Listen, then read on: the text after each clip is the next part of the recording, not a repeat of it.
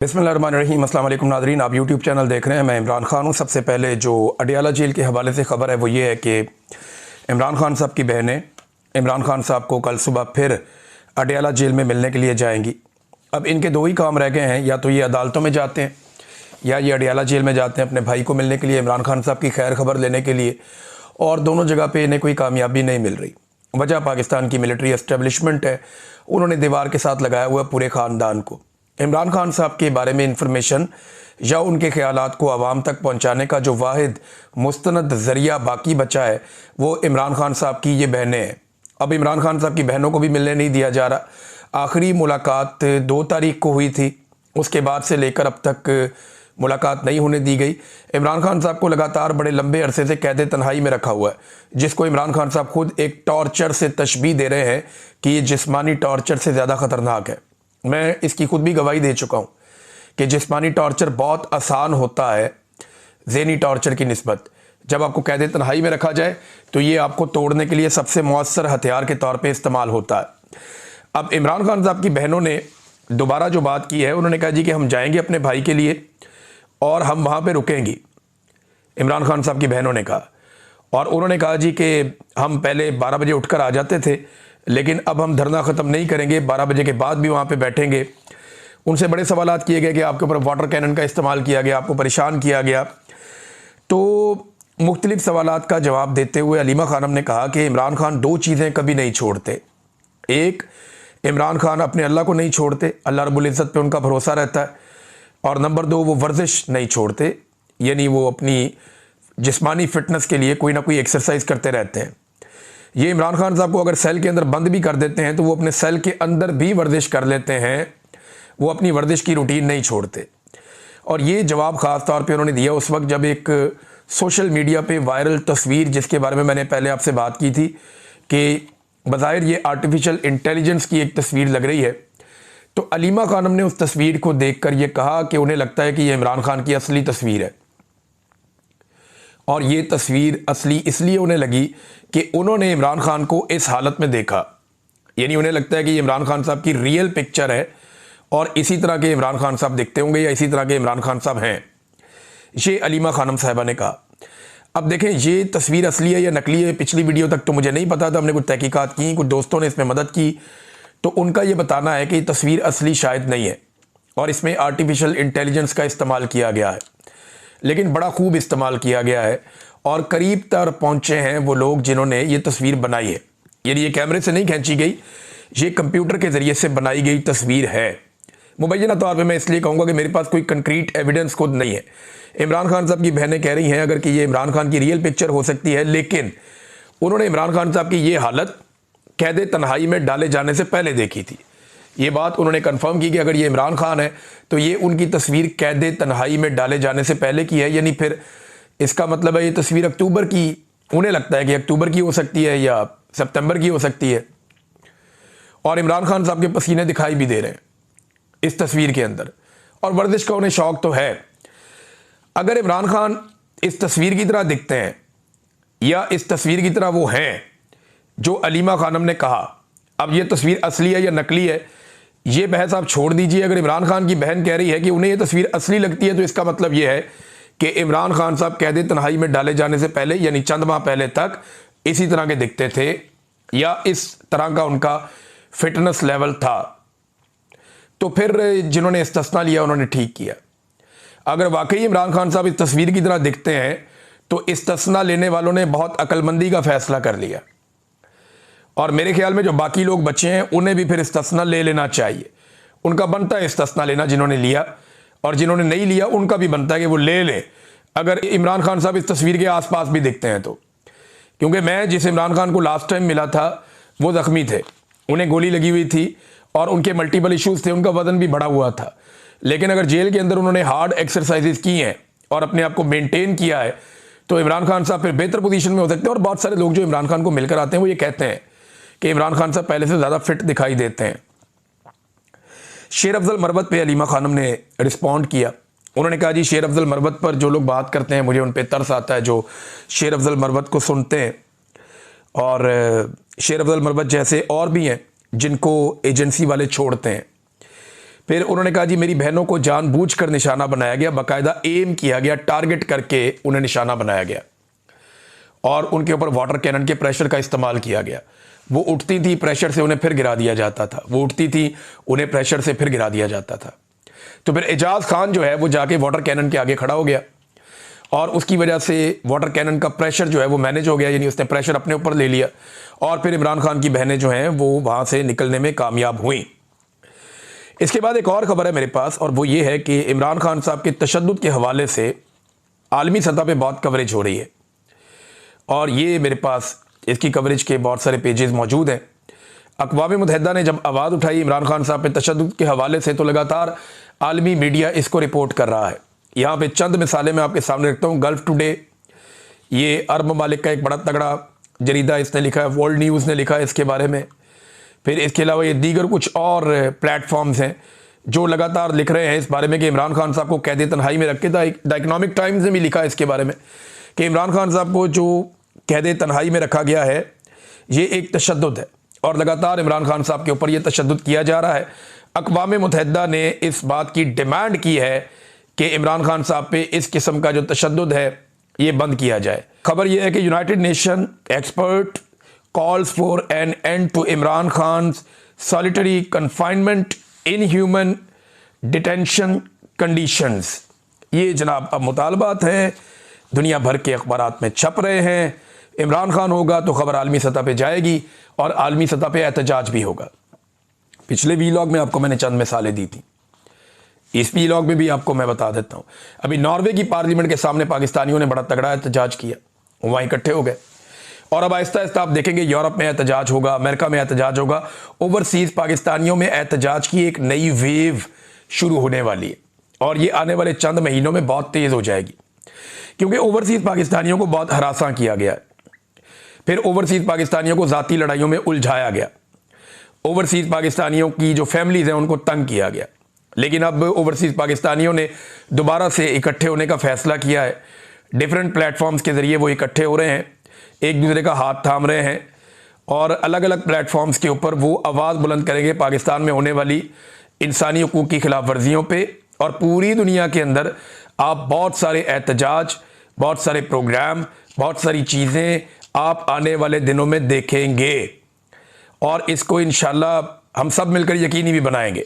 तो ओवरसीज़ पाकिस्तानियों ने एक नई तवानाई के साथ इमरान खान के लिए या पाकिस्तान के लिए या इंसानी हकूक़ की खिलाफ वर्जियों के खिलाफ भरपूर आवाज़ उठानी है। नॉर्वे के अंदर आपने एक मुजाहरा देखा, मैं यहाँ पे जापान में आया हुआ था तो 2 प्रोग्राम हुए, दोनों में बड़ी तगड़ी तादाद ओवरसीज़ पाकिस्तानियों की आई। इंसानी हकूक़ की खिलाफ वर्जियाँ, मीडिया पे पाबंदियाँ, ये हमारा टॉपिक था। इमरान खान साहब के ऊपर जो ज़्यादतियाँ हो रही हैं वो हमारा टॉपिक था। जो ख़वातीन और बच्चों के साथ जुल्म हो रहा है, चादर और चारदीवारी का तकद्दुस पामाल हो रहा है, मैंडेट का एहतराम पाकिस्तान में नहीं किया जा रहा और मिलिट्री एस्टेब्लिशमेंट ने जो पाकिस्तान के पूरे निज़ाम पर कब्जा कर लिया है, ये सारी चीज़ों पे, इन सारी चीज़ों के ऊपर डिस्कशन हो रही है। और लोगों के जज्बात सुनकर मैं हैरान हूँ कि ये एस्टेब्लिशमेंट सर्वाइव कैसे करेगी। लोग बहुत गुस्से में हैं और जो एस्टेब्लिशमेंट को सपोर्ट करने वाले हैं उनको अपनी पड़ गई है, मुसीबत पे मुसीबत है। वो जो मौलवी हैं उनको अवामी रद्द-ए-अमल से शदीद तकलीफ हो रही है। मौलवी बेचारे उछल कूद कर रहे हैं, वो कह रहे हैं जी हमने क्या इतना बुरा कर दिया, सारे ही जूते पॉलिश करते हैं, अगर हमने कर दिया तो क्या हुआ। अब मौलवी बहुत तकलीफ में, अवाम ने मौलवियों की मंजी ठोक कर रख दी है। मैं मिसाल दे देता हूँ, एक हमारे दोस्त हैं ताहिर अशरफी साहब, उन्हें बहुत ज़्यादा अवामी रद्द-ए-अमल जो है वो नापसंद आया। वो कहते हैं कि मैं जहाद में सिपा सलार के हाथ पर बैत करूँगा। मौलवी साहब, आपको जहाद का और इसका बैत का और शहादत का मतलब भी पता है? बॉर्डर पे आपने जाना नहीं है, आपके हलवे में बम किसी ने डालना नहीं है, तो आपने कहाँ जाके शहीद होना है? ना तुसा जाना है बॉर्डर पे और ना ताड़े हलवे च किसी ने पाना है बम, तो शहीद तो आपने होना नहीं है। और प्रोटोकॉल और सिक्योरिटियाँ लेके आप ऐसे फिरते हैं जैसे पाकिस्तान में आपसे ज़्यादा किसी की जान को ख़तरा ही नहीं है, आपकी तो सत्ते खैर हैं, सबके साथ आपने बना के रखी हुई है। तो ये अवामी रद्द-ए-अमल के बेचारे मेरे ख्याल में खौफ में होते हैं लोग। बहरहाल जो जहाद है ना, वो अफजल जहाद होता है जालिम हुक्मरान के सामने कलमा हक कहना, जिसकी तौफीक मेरे ख्याल में आपके पास नहीं है। और इस्लामी रियासत में जहाद फ़र्ज़ कब होता है, ज़रा ये तो बताएं आप। फ़लस्तीन में और कश्मीर में जो भी मुसलमानों के साथ हो रहा है उसके बाद जहाद की फर्जियत पे आप क्या कहते हैं, ज़रा ताहिर अशरफी साहब इस पर भी आप रोशनी डाल दें, और इस पर आपने किस किस्म का क्या मशवरा दिया है। यानी बैत करने का आपको बहुत शौक़ है, जहाद लड़ने का आपको बहुत शौक़ है, लेकिन जहाद होता है बॉर्डर पे, जहाद होता है उन जगहों पे जहाँ पे जुल्म हो रहा है। आप वहाँ कब जाते हैं और वहाँ क्या करते हैं, आपका ट्रैक रिकॉर्ड बड़ा मज़ेदार है, आप कहीं और जाते हैं, वहाँ नहीं आप जाते। तो ये एक के बाद एक बंदा लॉन्च किया जाता है। एक साबिक क्रिकेटर है, उसको भी बेचारे को लॉन्च किया गया, अच्छा खासा कौम का हीरो था, मगर मिलिट्री एस्टेब्लिशमेंट की चाकरी और नौकरी के चक्कर में बेचारे को नौजवानों की नज़रों में टके टोकरी हो गया बेचारा। मुझे ऐसा लगता है कि इमरान खान से जो इस आदमी का बुग़्ज़ है ना, यानी माजी में ये बंदा, ये क्रिकेटर जो है रिटायर, ये इमरान खान के खिलाफ बयानात भी देता रहा है माजी में, और इसका बुग़्ज़ दिखाई देता था इसके बयानात से। यही वजह है कि इसकी अवामी मकबूलियत बहुत बुरी तरह बेचारे की मुतासिर हो गई, अब ज़हनी हालत भी मुतासिर हो गई है गरीब आदमी की। मुझे कुछ दोस्तों ने बताया कि इसके इर्द गिर्द अब पहले जैसी रौनक नहीं होती। पहले ये बैरून मुल्क आता था, पाकिस्तान तो बहुत बड़ी आबादी है, तो वहाँ 2-4 हज़ार बंदा इकट्ठा करना कोई बड़ी बात नहीं होती, लोग मिल जाते हैं। लेकिन बैरून मुल्क जब ये बाहर आया करता था तो सैकड़ों लोग इसके इर्द गिर्द जमा हो जाते थे। अभी वो वाला माहौल नहीं है, 1-2-4 दर्जन लोग बस मैक्सिमम, वो एक पॉलिटिकल पार्टी के लोग हैं और कुछ जो हैं वो ज़ाती ताल्लुक़ वाले लोग होते हैं, बस वो इकट्ठे हो जाते हैं। बेचारा इश्तिहारात की तलाश में मारा मारा फिरता रहता है और दर बदर फिर रहा है कि मुझे कोई इश्तिहार मिल जाए, कोई मेरी दिहाड़ी और लग जाए। कुछ मुल्कों में इसने जायदादें भी बनाई हुई हैं इस बंदे ने, डॉलर्स और पाउंड्स का रसिया भूखा है। मसला पता है क्या है कि इज़्ज़त मिलती है नीयत के साथ। बदनीयत आदमी को, कमज़ोर आदमी को इज़्ज़त नहीं मिलती। कभी कहता है मैं सियासत करूँगा, कभी कहता है जी मेरी तौबा, मैं नहीं करूँगा। यानी इसकी बेबसी का अंदाज़ा आप यहाँ से लगाएं बेचारे की, कि जिस शख्स से ये सबसे ज़्यादा नफ़रत करता है, जिस बंदे से ये सबसे ज़्यादा नफ़रत करता है, ये उसका नाम भी नहीं ले सकता। जिससे ये सबसे ज़्यादा हसद करता है ना, ये बेचारा उसका नाम भी नहीं ले सकता। कैसा मजबूर, कैसा बेबस आदमी, अंदाज़ा करें। और मंजी ठोक दी पाकिस्तान के नौजवानों ने, चंगा भला हीरो था, बेड़ा गर्क करवा लिया अपना जूते पॉलिश करने के चक्कर में। तो ऐसे बड़े आए और बड़े गए। इमरान खान एक ही है। ये बड़े लोग इमरान खान बनने का ख्वाब लेकर आते हैं और इमरान खान की जूती के बराबर भी नहीं पहुंच सकते। इस जैसे रिटायर क्रिकेटर 1 लाख भी पैदा हो जाए ना, तो इमरान खान की पशौरी चप्पल के नीचे से गुजर जाएं, इनकी टके की औकात नहीं है। नादरीन, ये 2 खबरें मैं आपके सामने रखता हूँ, अगर आप देखें इनके कारनामे चेक करें मौजूदा हुकूमत के। ये आप ये कारनामा देखें तो आपको पता चलेगा ये पाकिस्तान के साथ कर क्या रहे हैं। इन्होंने 20 महीनों के अंदर जब से ये हुकूमत में आए हैं 12,169 अरब रुपए का कर्जा ले लिया है। 12,169 अरब रुपए का कर्जा 20 महीनों में। ये हर महीने लगभग 600 अरब रुपया बनता है। अब ये बताएं ना, ये 600 अरब रुपया हर महीने कहां पे लगा रहे हैं, बताएं ना, दिखाएं ना। ये अंदरूनी और बैरूनी दोनों कर्जे हैं। बताएं ना, 600 अरब रुपए से ज्यादा पैसा हर महीने ये लोग कहां पे खर्च कर रहे हैं, वो जगह दिखा दें जहां ये खर्च कर रहे हैं। कहीं लगा हुआ आपको नजर आ रहा है? पाकिस्तान में सारे तरक्याती मंसूबे इन्होंने रोक दिए और कर्जे लेने के इन्होंने रिकॉर्ड लगा दिए। ये पैसा लेकर कहां जा रहे हैं, कोई बताएगा पाकिस्तानियों को? ये 43 अरब डॉलर्स बनते हैं, 43 अरब डॉलर्स। 1 अरब डॉलर के लिए आप तरसते हैं। पाकिस्तान के ज़र मुबादला के ज़खायर 15 अरब डॉलर से नीचे रहते हैं और ये 43 अरब डॉलर का कर्जा ले लेते हैं। वो पैसा गया किधर? कोई सवाल का जवाब है इनके पास? रोजाना माशी अदादो शुमार हौलनाक किस्म के सामने आ रहे हैं। 100 अरब डॉलर में दुनिया से लेकर आऊंगा, इस बात का इस हुकूमत ने और आर्मी चीफ ने वादा किया पाकिस्तानी कौम के साथ। SIFC बनाई सफेद आती कि हम बड़ा काम करेंगे, वो कौम के ऊपर बोझ बन गया, उल्टा कौम को नुकसान हो गया। मनपसंद लोगों को ठेके दिए जा रहे हैं उसके जरिए से। अब इस बंदे ने कुछ 40 के करीब गैर मुल्की दौरे कर दिया। हमारे वजीर आजम ने, जो जाली वजीर आजम है, 40 के करीब गैर मुल्की दौरे किए इसने। आर्मी चीफ के दौरे भी शायद इससे ज्यादा ही होंगे। और 100 अरब डॉलर का वादा किया और 1 अरब डॉलर भी ये बंदा पाकिस्तान में, ये दोनों मिलकर नहीं ला सके। ये इन्होंने पाकिस्तान की इकॉनमी के साथ किया। अब नादरीन, एक और खबर मैं आपके सामने रखता हूं। सोहराब बरकत साहब का मजीद 2 रोज़ा जिस्मानी रिमांड हासिल कर दिया गया इस्लामाबाद में। लेकिन ये रिमांड लेते लेते ना पाकिस्तान का सारा निज़ाम ही नंगा हो गया। ये मरियम नवाज खान साहिबा ने सारा मामला रिपोर्ट किया। अदलिया को तो पूरा, अदालती निज़ाम को तो पूरा नंगा कर दिया पाकिस्तान की एस्टेब्लिशमेंट ने। सिर्फ एक सहाफ़ी को कैद में रखने के लिए, उसे बंद रखने के लिए आप पूरे निज़ाम अदल का आपने मजाक बना के रख दिया। यानी सोहराब बरकत के केस में अदालत में मौजूद मगर इंसाफ धूप सेंकते तफ्तीशी के इंतजार में रहा। सोहराब बरकत केस है, ये अदालत के अंदर है वो बंदा, और तफ्तीशी जो है बाहर धूप सेक रहा है। सोहराब बरकत केस में एक दिन की कहानी आप देख लीजिए, ये आज के दिन की कहानी है जो गुजर गया। कहानी कुछ यूं है कि सोहराब बरकत के 18 दिन 4 मुख्तलिफ मुकदमात में जिस्मानी रिमांड के दौरान गुजर चुके हैं। नए मुकदमे में 5 रोज़ा रिमांड मुकम्मल होने पर पेश किया जाना था। पूरा दिन गुजारकर अदालती वक़्त ख़त्म होने के बाद जमानत पर समाअत हुई। आज 15 दिसंबर को इस्लामाबाद जुडिशल कम्प्लेक्स में NCCIA के तफ्तीशी ने सुबह 8 बजे, 11 बजे और फिर 2 बजे सोहराब बरकत को पेश करने की इतला दी। रेगुलर जज की अदम मौजूदगी में ड्यूटी जज सुहेब बलाल रांझा की अदालत में सोहराब बरकत के वकील बैरिस्टर साद रसूल दिन 2 बजे 2 मरतबा पेश हुए। तफ्तीशी वकार मसीह अदालत के बाहर बेंच पर बैठकर धूप सेकता रहा, जिनके हमरा NCCIA के एडिशनल डायरेक्टर शेख आमिर भी मौजूद थे। अदालत में पेश होने का कहा तो धूप सेकते तफ्तीशी ने कहा कि 5 मिनट बाद, फिर 10 मिनट बाद और फिर 15 मिनट बाद अदालत में आ जाते हैं, और यूं घंटा गुजर गया। मालूम हुआ एक और जज शहजाद खान के सामने पेश किया जाना है। कमरा अदालत में गए, तफ्तीशी धूप ही सेकते रहे, ना आए, और इस वजह से दूसरे जज भी रुखसत हो गए।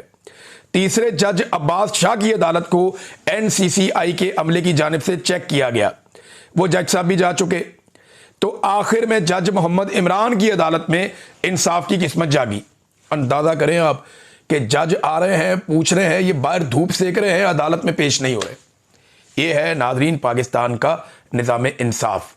इसी मामले पे अदालत को इस शख्स को बाइज्जत बरी कर देना चाहिए था, लेकिन पूरा अदालती निज़ाम नंगा करवा कर भी 2 दिन का मजीद रिमांड दे दिया गया। ये किया गया सोहराब बरकत के साथ। कब तक आप इसकी आवाज़ दबाएंगे? ये बाहर आएगा, पहले से ज़्यादा ज़ोरदार तरीके से बोलेगा, पहले से ज़्यादा शानदार तरीके से बोलेगा, और आपको इसकी आवाज़ सुननी पड़ेगी। हम आपको इसकी आवाज़ सुनाएंगे, बार बार सुनाएंगे। आगा शेख सरवर और राय गुलाम अली दोनों को जुडिशल कर दिया गया है। अब हुकूमत ने किसी और किस्म की बदतमीजी या बेशर्मी ना की तो ये दोनों नौजवान जुडिशल होने के बाद जमानत अप्लाई होने की सूरत में बाहर आ जाएंगे। दूसरी जानिब शाकिर अवान साहब को जमानत मिल गई है, और लाहौर प्रेस क्लब ने उनके ऊपर जो जुल्म हो रहा है इस हवाले से एक प्रेस रिलीज़ भी जारी की है, एक मुजम्मती स्टेटमेंट भी जारी किया है, और हुकूमत से इन हथकंडों को ख़त्म करने का मुतालबा किया है। लेकिन हुकूमत तो बेनिफिशरी है, एस्टैब्लिशमेंट और हुकूमत मिलकर ये गंद मार रहे हैं, और ये सिलसिला रुकना नहीं है। सहाफ़ियों को मैं बार बार कहता हूं कि इकट्ठे हो जाएं, वरना बारी बारी सबकी बारी। आप सबको ये तशद्दुद और जुल्म और ज़्यादती और पाबंदियां और ज़बानबंदी कल को बर्दाश्त करनी पड़ेगी। ये मामला यहाँ रुकेगा नहीं, ये एक एक कदम करके आगे बढ़ेंगे। मुझे काशिफ अब्बासी साहब समझाते थे कि इमरान थोड़ा सा अपनी टोन को नीचे कर लो। काशिफ अब्बासी साहब मुझे समझाते थे बड़े भाइयों की तरह, बड़े प्यार से, मेरा बड़ा एहतराम है उनके साथ। इमरान अपनी आवाज़ को, अपनी टोन को थोड़ा सा नीचे कर लो, सर्वाइवल के लिए बहुत ज़रूरी है। और काशिफ अब्बासी साहब का अपना प्रोग्राम बंद हो गया। ये आप जो कदम पीछे कर लेंगे ना, एस्टेब्लिशमेंट वहां पे अपना पांव रख देगी, फिर आपको कभी भी आगे नहीं आने देगी। ये इनका तरीका है, वारदात है, इनकी ब्रेक लगनी ही नहीं है। एक वक्त आएगा, ये सबसे पहली डिमांड ये होती है कि हमें बुरा ना कहो। दूसरी डिमांड ये होती है कि अच्छा थोड़ी सी हमारी तारीफ कर दो। तीसरी डिमांड ये होती है हमारे दुश्मन की थोड़ी सी बुराई कर दो। चौथी डिमांड ये होती है नहीं हमारे दुश्मन को गालियां दो। पांचवी डिमांड इससे आगे निकल जाती है, छठी तो हमारे दुश्मन को अपना दुश्मन बना लो। ये जनाब आपको खुदकुशी के लेवल तक ले जाते हैं। लिहाजा कोई ज़रूरत नहीं, सिर्फ आइन को देखें, कानून को देखें और अपने काम को देखें, अपने काम के साथ इंसाफ करें। इस बात की परवाह ही ना करें कि ये क्या सोचते हैं, क्योंकि आप जितनी जगह इनके लिए छोड़ते हैं ये उससे ज़्यादा जगह आपसे मांगते हैं। लिहाजा 1 इंच जगह ना छोड़ें और अपना काम करें। मेरी तो यही गुजारिश है। मैंने काशिफ अब्बासी साहब से यही कहा था, लेकिन उन्हें लगता था कि आवाज़ को नरम रख के, चीज़ों को कंट्रोल रख के बहुत सारी मुसीबतों को अवॉइड किया जा सकता है। आज इतना अरसा हो गया उनके ऊपर पाबंदी है। अब तक के लिए इतना ही। अपना ख्याल रखिएगा, अपने चैनल का भी। अल्लाह हाफिज़।